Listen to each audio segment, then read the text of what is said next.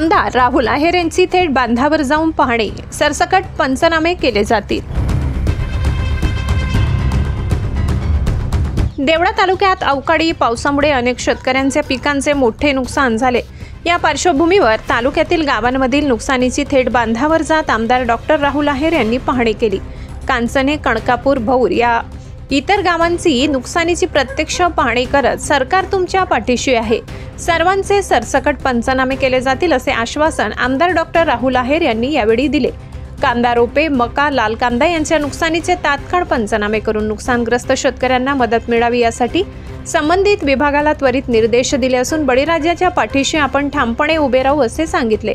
यावेळी तहसीलदार डॉक्टर मिलिंद कुलकर्णी, मंडळाधिकारी, तलाठी, ग्रामसेवक, उमराणा बाजार समितीचे माजी सभापती प्रशांत देवरे, प्रमोद पाटील, तालुका भाजप तालुका अध्यक्ष किशोर आहेर, देवळा कृषी उत्पन्न बाजार समितीचे माजी उपसभापती व संचालक आबा पवार, माजी सरपंच दादा मोरे, संजय पवार, गंगाराम पवार, सुनील पवार, दीपक पवार, रवी पवार आदीसह शेतकरी तसेच सर्व पदाधिकारी व शेतकरी मोठ्या संख्येने उपस्थित होते।